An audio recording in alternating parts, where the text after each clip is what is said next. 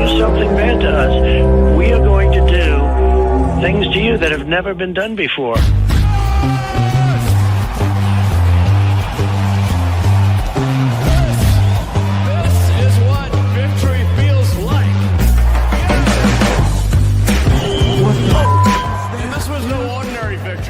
This was a fork in the road of human civilization.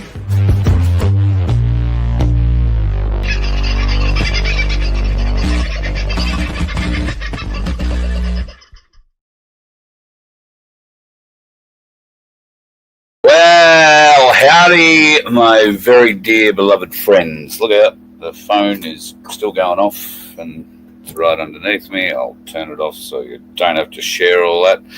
How are you, good folks? I hope you're doing very well. It's been a interesting few days. Here I am home in Queensland after a shortened stay down south in Canberra. I must say the recent days have been some of the best of certainly my career in this form. The people I have been with and allowed to be around, I feel honoured to have been involved in little bits and pieces, and I mean very little bits and pieces, of what had transpired down in Canberra over the weekend. For those of you who haven't caught up on what happened over the weekend, on Friday we visited the Governor-General and paid tribute to those very hardy souls who have been maintaining the rage against the Governor-General for the last 3 years. Of course, the big celebration was the 1,000-day celebration. That was only a little while ago. But the third-year anniversary wasn't billed as to be anything big and not expected to be anything big. It was only really for the staunch and those who really care. And that's who turned up, as we expected. So thank you to everybody who took the time and brought their dogs, and we had a bloody great time. And trying to hold the new Governor-General accountable, as these wonderful folks do every day. It was interesting to see how the gardening staff at Government House started up their lawnmower just after the last post was played. And their lawnmower is more like a very large tractor, or at least that's what it sounded like. So they tried to get as much noise as possible between the front gates and wherever she lives, and the driveway was fairly long. There was an official car that went in with nobody in it, so assuming at some point they were going to come out, and when I say official car, it had the Governor-General, well, it had a flag on the bonnet. It was all wrapped up, so it was difficult to prove which one it was. But anyway, great day. And then the next day, we caught up with those folks again at Old Parliament House, and we held the grand jury indictments in what was a spectacular venue, and that is the Old Parliament House Senate Courtyard. That video is available to watch. I'm not sure if it's been edited yet. There's about 20 minutes at the start that you sort of just glean past because there's nothing happening. They hadn't really started yet. Vince just got a bit excited at midday and hit the button, I think. But anyway, it was hard to tell when to start as they were running a little bit behind schedule. At any rate, if it hasn't been trimmed yet, it will be shortly. And you can also go and see it at iView.au, not iView. You'll only see shit from the ABC on that. And SBS, of course. Propaganda would be a better name. So that channel, once again, if you want to go and have a look at what happened at Old Parliament House last Saturday, is ibroadcast.au. You'll also find a video there that was played to the audience, and I'm not sure if you saw it in the broadcast. You will if you watch it. But there's a great video there that exposes the lie of the Prime Minister's oath. And if you have any interest in seeing how the red-headed clown behaves in that regard, she doesn't say a word. She doesn't make any oath to anyone. The Governor-General basically says, here you go, sign this, you're appointed. And, of course, it's a CEO role. She sits down, signs it, and does not say a word. Why doesn't she say a word? She's the only Prime Minister in this entire video, and there are a lot of them swearing oaths to all sorts of things. God, unfortunately, isn't anyone or any of them. They swear an oath to something called the Queen of Australia, which if you haven't caught up so far, is, well, please tell me, who is the Queen of Australia and where does she live? And you can transpose that to the King of Australia and where does he live? At any rate, that video is very interesting. I meant to download it myself, but I haven't yet. So go and have a look there at ibroadcast.au and you can check out what happened. Thanks to the Corruption Whistleblower team, an absolutely spectacular group of people. And once again, I want to thank everybody involved, but particularly the hosts who had a large group of people come and descend upon their property and call it home for 3 or 4 or more days. Thank you, gentlemen. Mark and Chris particularly.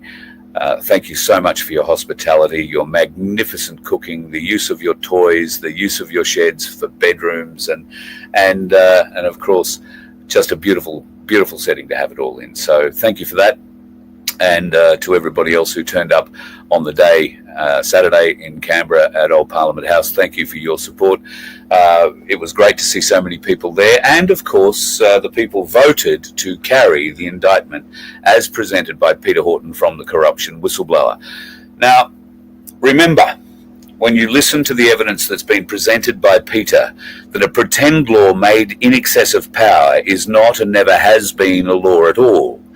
Anyone in this country is entitled to disregard it. That was Chief Justice Sir John Latham in 1942 in a decision with South Australia versus the Commonwealth.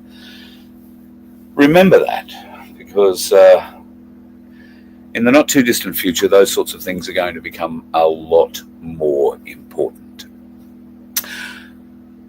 So thank you to everybody down that part of the world. I'm sorry my trip had to be shortened, unfortunately under sad circumstances. I don't want to go into it in any great detail. Suffice to say that we've lost somebody on the property very close to us through a medical emergency.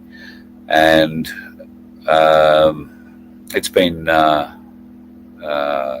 difficult on many people, on all of us in vastly different ways, but not least of which 2 people who I talk about here quite a lot, that being Taylor and Dwayne, who are pretty much heroes in my mind and should be in anybody else who knows exactly what happened on Saturday night. So I want to commend them, and if you would all please share your prayers for a wonderful lady whose name is Elizabeth Taylor. And I know it's a bit of a wry smile, but welcome her into God's arms. It's just a sad time. All right, let's move on with the show. Where to begin tonight? There are so many things I want to talk about, and the title of tonight's show, Forgive Them, Father, for they know not what they do or have done, I think I may have put, because I was sort of tossing up between the two. Well, I have a number of reasons for typing that up this evening, but in the context of tonight's program, I want to talk about the forgiveness that we should be giving some of our politicians, the forgiveness that we should be supposedly providing some of our bureaucrats, our medicos, and those who are in general meant to protect us. I don't see a lot of that actually happening. And one of those people who swore an oath, but certainly not to look after we the people, looking after something called the Queen of Australia. And if you're familiar with the corporate entity, you'll understand what I'm talking about. We currently have a former Prime Minister acting in a position of ambassador in the United States of America. He has been an exceptionally vocal anti-Trump supporter, or anti-Trump supporter, that's a bit of a double negative, isn't it? He's been excessively anti-Trump, pretty much through the entire Biden administration and previously when Trump was in charge. However, this lunatic, whose wife made millions out of the international boat people saga that happened under the Gillard-Rudd saga, where we had 50,000 illegals arrive in a very short space of time, and we had a boatload of them smashed to death off Christmas Island, you might remember. Well, It seems that Kevin Rudd's name has been caught up in the Doge investigations into US aid. Here's an interesting little image. Now, it appears Kevin Rudd has profited from US aid influence peddling and is a not fit and proper person to represent Australia in the USA. How much is he getting paid or being compensated? $984,222 as the president and CEO president of ASPI, which is a think tank, just one of many he's part of. But that may not be Kevin Rudd's biggest problem. Who knew? Oh, look at this. He said he was blindsided. He had no idea that Jeffrey Epstein had very tight links to the think tank that Kevin Rudd vice-chaired or chaired for 6 years. Had absolutely no idea that Epstein, the convicted pedophile, had donated $650,000 to the International Peace Institute. Oh, it came as a terrible shock, said Kevin. I'll go to my wife and see if she can buy me something to calm my nerves. I think that's probably what it would be. Well, this Doge investigation into America's money has also hit a bit of a snag. The Doge investigators want access to the US payment system. They will truly find out who's getting the money. And of course, those in charge of the US payment system, the bureaucrats in charge of the US payment system, have gone to court and they've found a judge who is prepared to believe that the bureaucrats get to override the president and has put a stay or a stop against the Doge investigators gaining access to the US pay registration or the payroll, everything. It'll show it's our entire payment system. Now, Elon Musk has already found, I think it was $1 billion worth of wastage just in the Pentagon alone. Now, he has also, I'm led to believe, asked the CIA to account for all their money, and there is a bit of missing money and all that. The last time the Pentagon was asked to account for all or audit all its money, or was audited for all its money, there was $3.9 billion missing. They couldn't account for it. And I beg your pardon, it wasn't the last time. That was the time before it was audited. The last time, there was $1.9 billion missing. They can't account for this money. Now, the US payment system will show exactly where that money went. But somebody in the system is fighting back, saying, oh, no, this is unconstitutional. Elon Musk and his team can't poke around inside of that. Oh, no, we won't have any of that at all. Well, I think there's some fighting back. It looks like Vice President Vance is stepping up, and this is a very good sign. Vance is a fighter, and if you listen to Benjamin Fulford, and I know many probably people here do, then Benjamin has had some pretty interesting news over the last few days that he shared through his system. And that includes the fact that Donald Trump was aboard that Black Hawk helicopter that hit the airliner going into Reagan International Airport and was killed in that accident, inverted commas. He presents a number of very good arguments that Trump was replaced. One of those arguments, or why was Trump traveling in a Black Hawk? Okay. If the president wants to fly out of the White House and doesn't want to be seen doing it, doesn't want any hoo-ha, they do not use Marine One. There are other helicopters that presidents can use, including military Black Hawks. In fact, most likely military Black Hawks.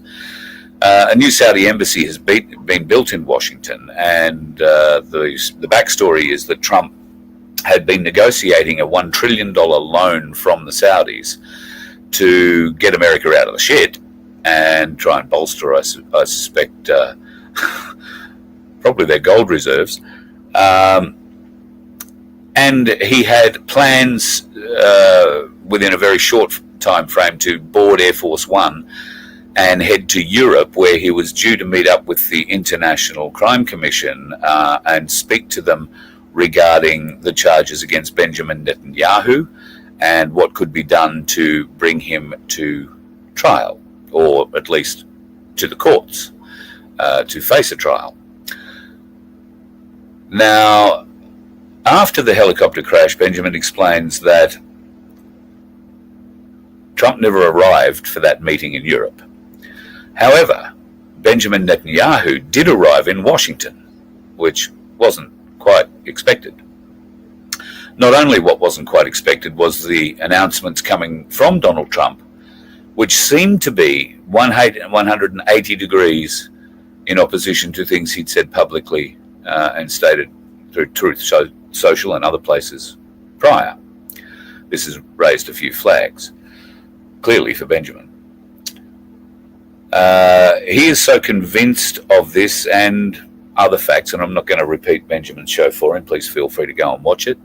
I would argue research.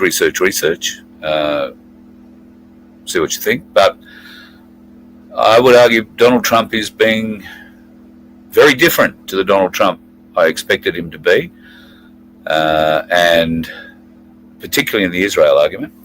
We will see what happens. I would also ask you to go and get some prior vision of Trump and Netanyahu meeting prior to the most recent time. Try and get vision of where they're standing side by side and see how much taller Trump is to Netanyahu, except in the latest vision where Trump appears to be the same height as Netanyahu. Things that make you go, that's what I reckon. So, yeah. Now, we've been calling for Australia to have a similar form of Doge inquiry, an independent but overseen organisation that gets to look at the books and find out where the money is truly going. And some people might be very surprised to find out that we're spending a lot of it in Papua New Guinea. Now, this is an investment summary. 22-23, they spent nearly $2.9 million. This is money given to the Papua New Guinea Superannuation Investment Fund, and the plan is due to end on the 30th of the 6th, 2025. The total estimated investment value is $325,905,971. I'll say that one more time. $325,905,971. Why? All right. Why? Well, this appears to be the story. Why? Funding under this proposal supports the Papua New Guinea superannuation scheme, specifically retirement and other benefits paid to approximately 200 Papua New Guinean ex-officials of pre-independence administrations. Payments are made under special administrative arrangement, which assigns responsibility to the Commissioner of Superannuation for the payments of pensions under the Superannuation Ordinance 1917 of the Territory of Papua and the Superannuation Ordinance of 1928 of the Territory of New Guinea. The Superannuation Papua New Guinea Ordinance 1951 provided retirement benefits for employees of the administration of the Territory of Papua and New Guinea through the establishment of the Papua New Guinea Superannuation Fund. The Superannuation Board, which was constituted under the 1951 Ordinance, was also empowered to administer the funds established under the Superannuation Ordinance 1917 of the Territory of Papua and the Superannuation Ordinance of 1928, the Territory of New Guinea. Since 1 July 1976, the Papua New Guinea Superannuation Scheme has been administered by the Commissioner for Superannuation in accordance with Section 20 of the Papua New Guinea Staffing Assistance Act 1973. the act. 1973 had a number of acts. Must have been a great year for plays, don't you think? The Papua New Guinea Staffing Assistance Superannuation Regulations made under Section 65 of the Act came into operation on 1 December 1973. These regulations provided retirement benefits of the same nature and at the same levels as the 1951 Ordinance, and provided for continuity with respect to the payment of benefits approved in the Ordinance in accordance with the 1917 and 1928 Ordinances. The regulations also contain detailed provisions of the scheme. So my kind of question is, why were we paying the superannuation benefits? Now, I guess there could be an argument for it, but and quite a genuine one. I'm just unaware of how you'd make it, and I'm all ears if somebody can explain it to me. This is pre-independence we're talking about. So my brain is very tired. I've had a big few days. Got more to come. So maybe it's something obvious and I'm just missing it. If that is the case, then I apologise. But it certainly did catch my eye, so to speak.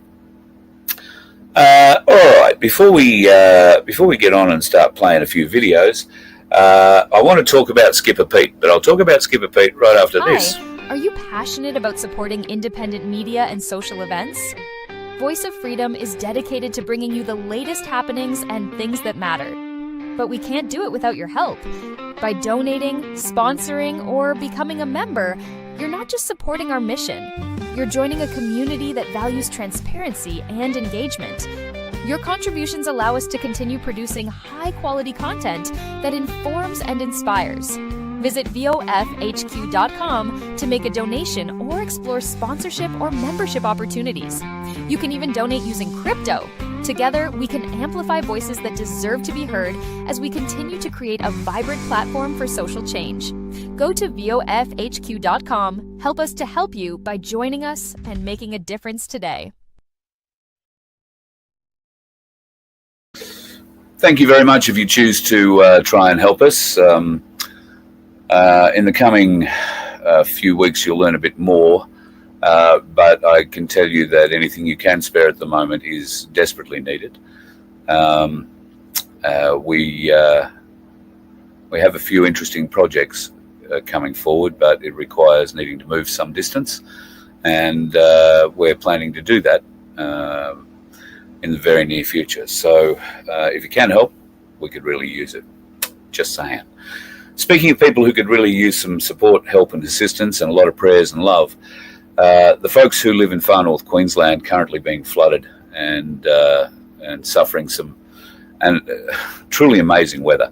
The floods up there are breaking records. There are creeks and rivers up there that have never reached the levels that they have reached during this flood. Ingham, where Skipper Pete lives, is cut off. There is a bridge between Townsville and Ingham, and it just washed away. Now, I believe they are railing cars across and trucks across on rail cars, because the rail bridge at least is still standing. And I think they're doing a lot of work on filling the hole that is left where the bridge once was. But there is absolutely nothing left of it. And it's going to take some days. I think Skipper Pete told me Wednesday or Thursday, I think he said. So all supplies into Ingham are being flown in, I think, or if there are trucks getting through, they must be coming up the inland route, I'm assuming, and maybe coming back down from somewhere further north of Ingham, although I'm led to believe that everywhere from the far north Queensland right down is absolutely sodden, absolutely drenched, and my thoughts, feelings and love go out to everybody up there.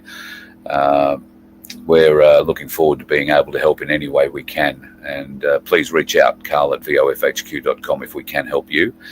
I do have some news. We are in a position where we might be able to help provide some accommodation for people who are not able to well, let me not overstate this. What we have access to is a number of pre-prepared dwellings that we can make available at very, very reasonable prices. We realise that a lot of people in far north Queensland may be out of their homes for some time, be that months or years. And we may have a way to help some people get through those times, and we want to be able to help. So if you know people who are in that sort of position where their house, and what happens in far north Queensland, for those of you that live in southern states, what happens in far north Queensland when a house floods? Well, most of the houses that aren't new are Queenslander styles or built on sticks, or not generally at ground level, but generally a little bit higher. That is because most are stumped at least 4 feet high off the ground, because it allows air to circulate under them. In a very hot climate, you want air coming through as much as you can and being circulated as much as you can, so they're off the ground a little bit. However, the water, when it comes, is big. Lots and lots of water. Skipper Pete told me today he's had 2.3 metres of water on the property in 14, 15 days. Day one was 30 mil, day two was 60 mil. So he had 90 mil after 2 days. He's had 2.3 metres in 13 days. That's the kind of scale of water. So when it gets into a house, it seeps into the floorboards, gets into your skirting boards, or gets deeper. And this is what I'm saying. These floods have never been this high before. Houses that have never been inundated have got 4 foot of water through them. And when the waters recede, there is the cleaning. What do you do with all the plasterboard? Well, you can't really just paint over it. And mould is a huge and very, very serious problem. Right now in far north Queensland, it's pissing down, still pissing down.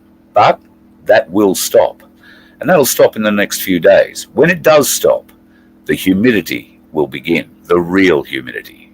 Punishing, endless, 100%, almost like you are breathing water, humidity, on top of 30 plus degree days. This is perfect mold growing ground, and it is exceptionally dangerous mold. It's a black mold that will make you extremely sick. It grows inside the wall cavities. You basically have to strip everything out and start again, and then, you know, who knows, in 6 months, in 6 days, or next year, guaranteed it's going to happen again, because it always happens. So some people will be rebuilding. This is going to take a long time. We know from floods further south that builders are hard to come by, and rebuilding takes time. So emergency housing, or something that you can live in now and keep and use later as a granny flat or as an office or as a whatever, we might be able to help out. So if you know someone in that regard, please reach out, carl@vofhq.com, and I'll put you in touch with the people who will be able to help. And there's sort of a great variety of things that can be offered. So please bear that in mind if you find yourself in far north Queensland needing a hand. Before I go to some other videos, I just want to mention a couple of things. I'm looking over here because I have a list. A question was asked today in Telegram: what does Australia have in common with the following countries? North Korea, China, Vietnam, Eritrea, Turkmenistan, Iran, Cuba, Syria, Burma, Uzbekistan, and Belarus. Well, the answer to that is all these countries restrict free speech, though censorship, they do it through censorship, and legal penalties, including control over the media. Remember that. It's important. This is what we've paid Albanese and Dutton to implement, essentially, here in Australia. They have done a truly magnificent job, and we are all quite incredulous about the way that we continue to hire buffoons into positions who say they can do a job, and you agree to give them a chance at that job. You pay them a shitload of money to do that job, And regardless of whether or not they actually do that job well or not, you can't say anything about it because, it's picking on me. You're not allowed to do that. And you'll go to jail for it. I think the person who wrote this on Twitter is exceptionally intelligent. As I think most Australians are. And that should, in part, wake people up, I would have thought, to the corporation that's running the country. But it doesn't seem to do that. We've got to repeal the laws that let them do that. Can we repeal the laws? Well, let's hope. I think we've got to start again. Trump doesn't like the way that they've put in these hate speech laws. They've hammered free speech here in Australia. While you will have heard today that Donald Trump has levelled a 25% tax on our steel and aluminium exports to the USA, effectively costing us a huge amount of money, what you haven't been told is why he has done it. He has done it, and openly said it, is because of the way the Australian government is limiting free speech through its hate speech laws. Oops. And who's going to be negotiating our way out of that? The Australian ambassador, Kevin Rudd. You remember Kevin Rudd, don't you? Hang on a minute, I'll just show you, because we want to be sure. It'd be that Kevin Rudd who has picked up $984,222 through US aid, the same Kevin Rudd who had no idea that Epstein the pedophile had donated to his think tank $650,000, even though he was the chairman and the vice chair of that think tank for 6 years. This is the quality of intelligence that we place in our ambassadorship in the United States. Are the normies going to wake up or think any more about it? They can't. They've been programmed. They refuse to believe that, Kevin Rudd could be like that. And they just turn off. They won't look at the evidence. They don't consider the logic. I urge you to download the brief of evidence that we delivered on Saturday. When I say we, Peter delivered the brief of evidence on Saturday from the corruption whistleblower. The work that has gone into that is extremely detailed. I urge you to download it and consider it. And should you decide to go further with it, then great. Should you not, well, that's your choice and fair to you. But please avail yourself of the knowledge. And I address this to those who would just poo-poo and criticise the entire idea as whatever. I agree, and I will fight for your right to cast shit upon the idea for as long as you want. What I won't do is condone you doing it without you having objectively considered the evidence that's being offered. Now, I've said this in the last few days, few weeks, few months, maybe the last few years, and it applies to lots of different subjects. But in this particular instance, it applies perfectly. The evidence packet is detailed. It offers you comparison. It shows you fact. It points out fiction and presents the evidence as to why that is the case. It is detailed. It is not hard. And I would have thought people from many backgrounds, but particularly those of you who like to, disagree so vehemently, shall I say, with a lot of the things that we truthers have to say, you've all got letters after your name. You've all gone to school for a very long time. You've all got marvellous awards because people have told you just how spectacularly good you are because you took the programming. And that's what it is. You took the programming. You wouldn't have those letters after your name if you asked questions of your lecturers, if you pushed the boundaries and questioned why things that made you go, weren't answered. There's another reason for that. People that question teachers in high school and don't get the right answers very rarely go on to university because they don't trust the information they've been given. Now, whether they recognise that at the time or not, and some are just never destined for it, I agree, but whether or not they trust that information at the time or not is neither here nor there. The fact of the matter is they've gone on to life experience rather than being told about experience and offered a carrot of a few letters after their name after a few years in school, and all they have to do in return is take on a very large debt that they can pay off for the rest of their lives. These people haven't understood how the trap works, and I'm not sure that they ever will. They have been so well programmed. But if they are capable of objectively viewing the evidence that Peter Horton presented from the corruption whistleblower on Saturday, and you can download that evidence package at vofhq.com, if you can refute that in any way with any valid argument rather than just what you think of it, I'm not interested in what you think, I'm interested in what you can prove. So if you can prove something, I want to hear from you. Your arguments are important. We have to hear them. We want to try and convince you of ours. You want to try and convince us of yours. We can come together and speak civilly about these things. And when we present an evidence document like the grand jury indictment file, it is your opportunity to really catch us out. It is your opportunity to really put a nail through the heart of the movement. Well, at least a section of the heart of the movement. You just need to do it with facts, not fiction, with logic, not hate, and with no intent, no bad, mean, nasty intent. We're not trying to hurt you with what we're presenting here. We are presenting evidence. That is all.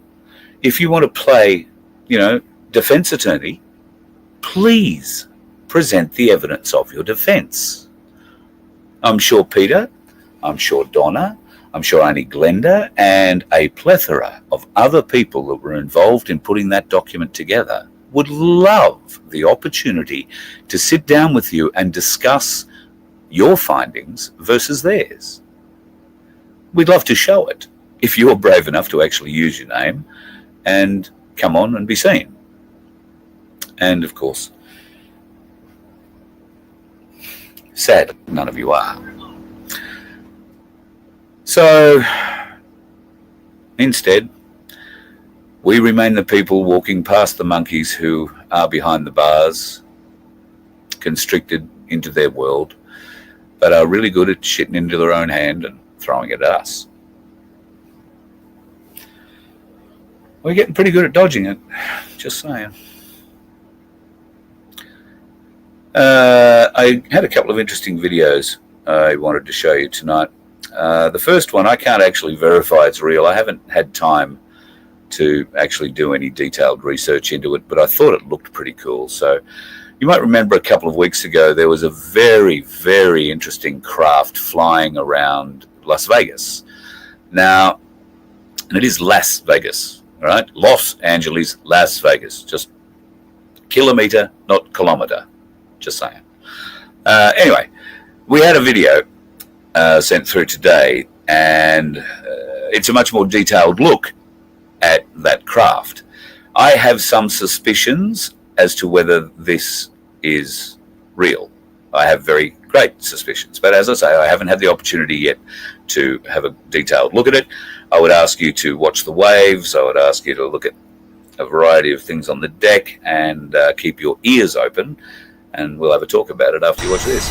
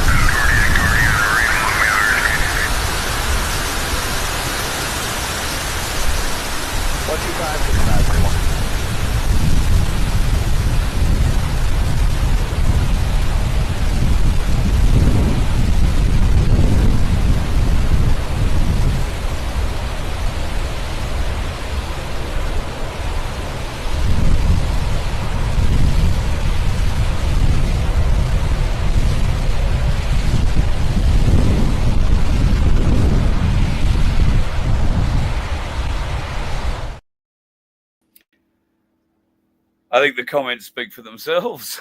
It does look like something out of Halo. It does indeed look like something out of Halo. And the backgrounds for me look a bit AI, and I don't know. I haven't seen it on a big screen. I've seen it on something that's about 4 inches big and 2 inches high, and very difficult at this stage to give you a proper opinion, but I just thought I'd play it because it looked pretty cool. And given that we've played some video the other day of something that looked suspiciously like that flying around Las Vegas, then I thought I'd show it again. That is being touted as the new US Navy flight machine. They haven't given it a name, but it's apparently US Navy. It looks like it's coming off the flight deck of something at sea, so it stands to reason. But a very interesting piece of military hardware, as Paul has said, if it is in fact real. And I'm sure there is every way it could be real. All it is 4 jet engines shoved on something that's got relatively stubby wings and VTOL technology, vertical takeoff and landing.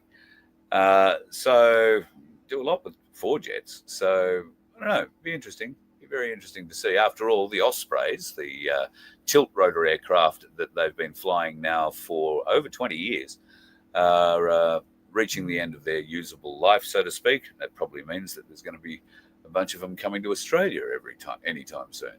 So yeah, a lot of things. Carl, what a very good thing. Jet screaming and no exhaust distortion at all. There you go. I knew there was something I was missing that was pretty obvious, but once again, small screen.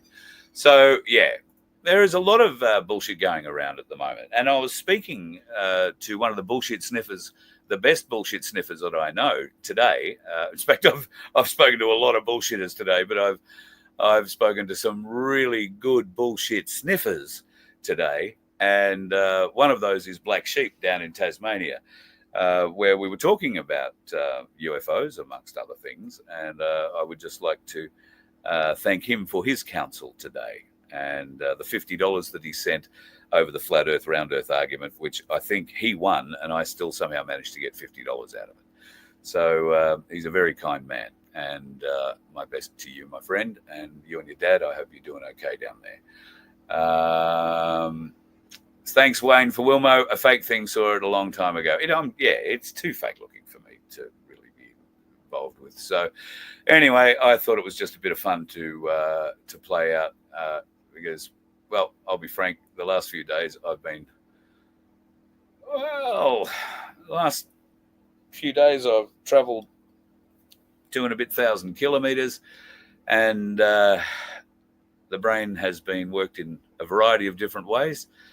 And I guess I'm going to sleep well. I had a good sleep last night when I got there, but anyway. There are people in Puerto Rico who are not having a good sleep tonight. There has been an earthquake in the last couple of days in the Canary Islands, and from that 7.6 magnitude earthquake, I want to think it was, nothing good has come, obviously, including a tsunami, which has reached Puerto Rico. Now, you're going to hear some audio here from a gentleman, obviously speaking Puerto Rican.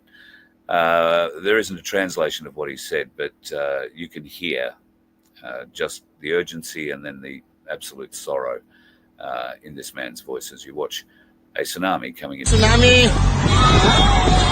Well, lari ke atas tsunami!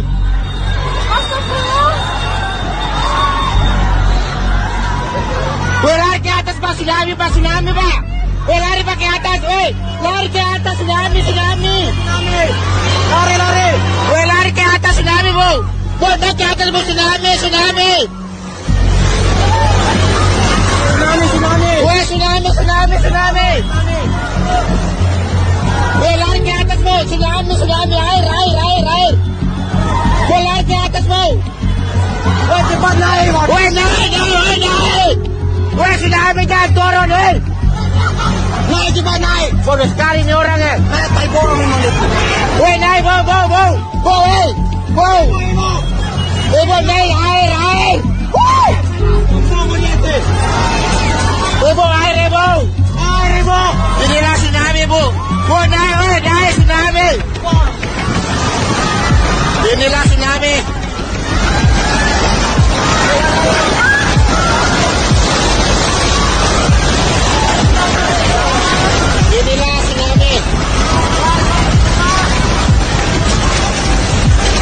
Inilah tsunami. Inilah tsunami. Inilah tsunami. Inilah tsunami. Inilah tsunami ya Allah. Ya Allah tsunami ya Allah. Ya Allah Kota Palu ya Allah. Ya Allah tsunami ya Allah. Ini ya Allah tsunami ya Allah. Ya Allah. Ya Allah tsunami ya Allah. Ya Allah tsunami ya Allah. Ya Allah tsunami ya Allah.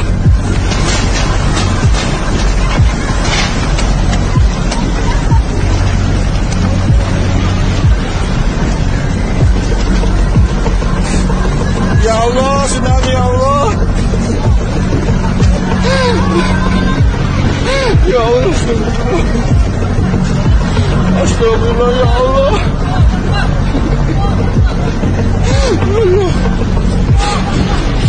Ya Allah tsunami. Ya Allah inilah tsunami ya Allah.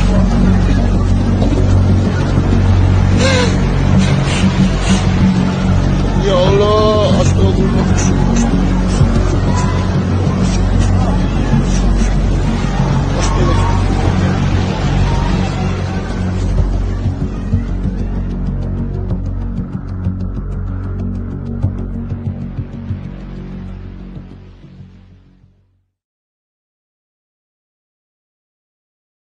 So that was the second tsunami wave that you saw approaching the beach at that time. So I think that vision is a day or two old now. So what we don't get to see, obviously, is what happens when the tsunami wave goes back out again, and the devastation and life lost in the doing. So I'm sorry to end on that note, but it is one of those things that's happening around the world. That earthquake happened at 10 kilometers deep under the Cayman Islands and off Georgetown. Just saying, things are weird. There's a couple of more breaking items before we go tonight. 18 states attorneys general in the US have launched an investigation into Dr. Fauci's role in the COVID-19 response and condemning Biden's blanket pardon as a disgraceful attempt to shield him from accountability, while hinting that prosecution is still on the table. That's not bad. And something else that's popped out just in the last hour, maybe, the Department of Education has been eliminated. This is American news. Anything's possible. So, and quite a lot of it is likely. However, there is always the opportunity that it's not happening. Bear in mind, do your own research always, because if you don't do that, you'll just be blindly following someone who told you what to do. And we're not that kind of people, are we? That would put us somewhere in the realm of, I don't know, a dickhead on the road to their own oblivion. You let one ant stand up to us, then they all might stand up. Those puny little ants outnumber us 100 to 1. And if they ever figure that out, there goes our way of life. It's not about food. It's about keeping those ants in line. That's why we're going back. Does anybody else want to stay? Let's rock!